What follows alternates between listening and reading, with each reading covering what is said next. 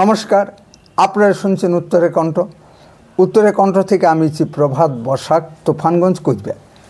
আমার ভিডিওটি যে যেখান থেকে দেখছেন সকলের প্রতি প্রীতি ও শুভেচ্ছা রইল। সাবস্ক্রাইব করে চ্যানেলটিকে এগিয়ে নিয়ে যেতে সাহায্য করুন।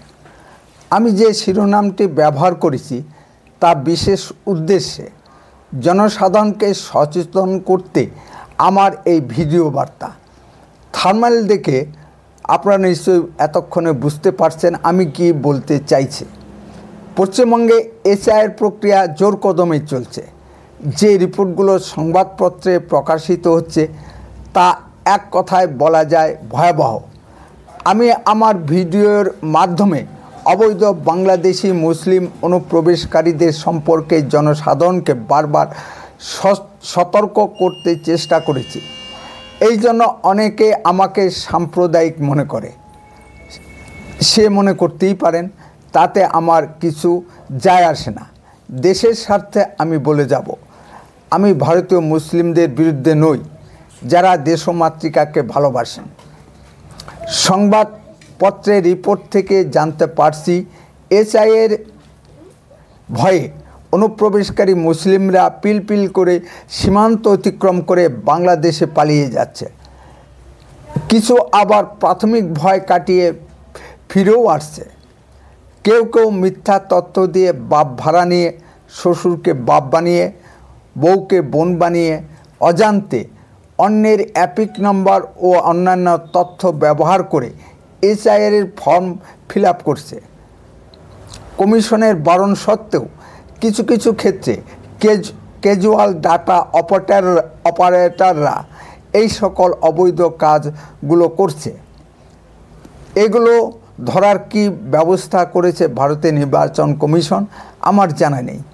এগুলো যদি ধরা না যায় তাহলে এসআইআর প্রক্রিয়া পশ্চিমবঙ্গে একটি জালিয়াতি বা ফার্স প্রক্রিয়া পরিণত হবে।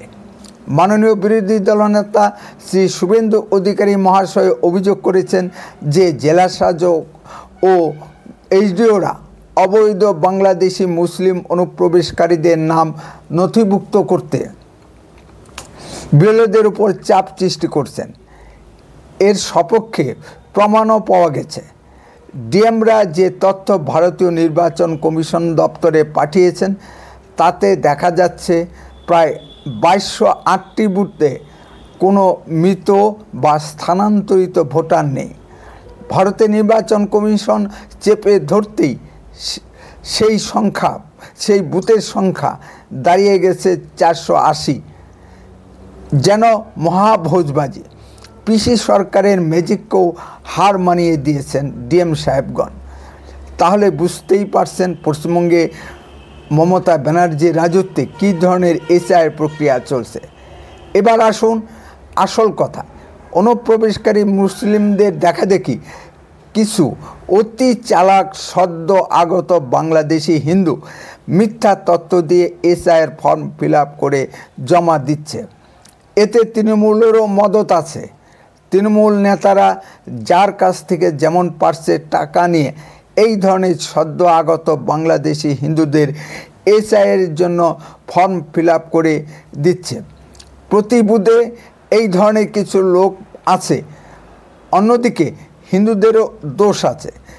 এই ধরনের হিন্দুরা নিজেরাই তৃণমূল নেতাদের কাছে জেসে গিয়ে টাকা দিয়ে এসআইআর ফর্ম ফিল আপ করিয়ে নিচ্ছে।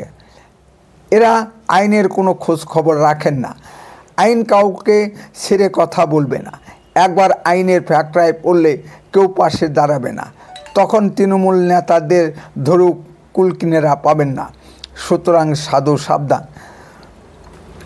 বুথে কে কাকে ভোট দেয় তার একটা মোটামুটি আইডিয়া প্রত্যেক রাজনৈতিক দলের কর্মীদের থাকে। করেন বিজেপি।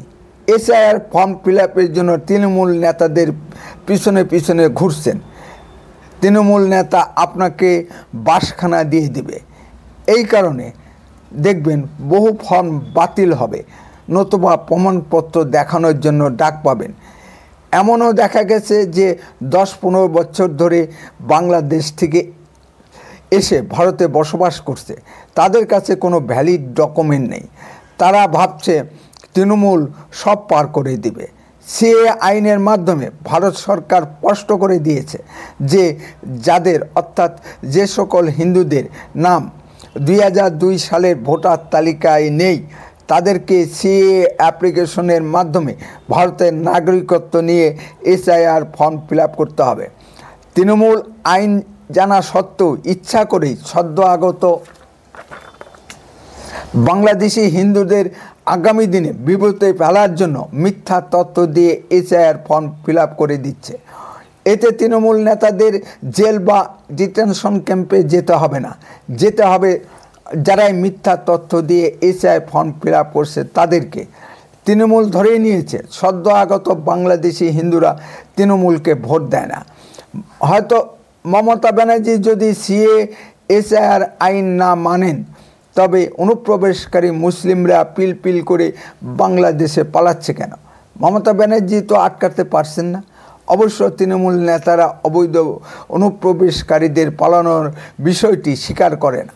মমতা ব্যানার্জি বলছেন যে তিনি জীবিত থাকতে পশ্চিমবঙ্গে ডিটেনশন ক্যাম্প করতে দেবেন না।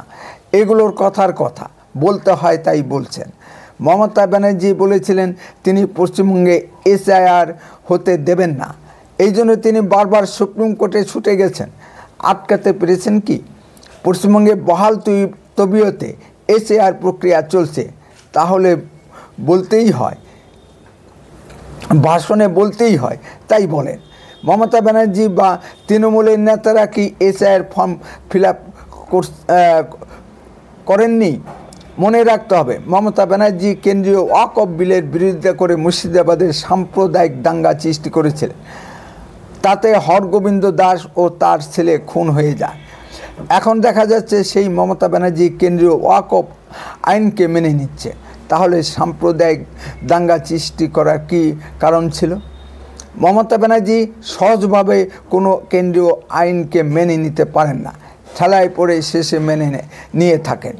তাই সেই সকল সদ্য আগত বাংলাদেশি হিন্দুদের বলছি, যেহেতু আইন আছে তাই সিএ ফর্ম ফিল আপ করে ভারতীয় নাগরিকত্ব নিয়ে এসআইআর নাম নথিভুক্ত করুন। যদি আগামীতে বিপদে পড়তে না চান, জেল কিংবা ডিটেনশন ক্যাম্পে কিন্তু আপনাকেই যেতে হবে, তৃণমূলের নেতারা কিন্তু যাবে না। এই নিয়ে আগামী দিনে হয়তো মমতা ব্যানার্জিরা রাজনীতি করতে পারেন, কিন্তু বিপদের শিকার আপনিই হবেন। আসামে এই ধরনের অতি চালাক হিন্দুরা ডিটেনশন ক্যাম্পে গিয়েছিল এবং তাই নিয়ে মমতা ব্যানার্জি রাজনীতিও করেছেন।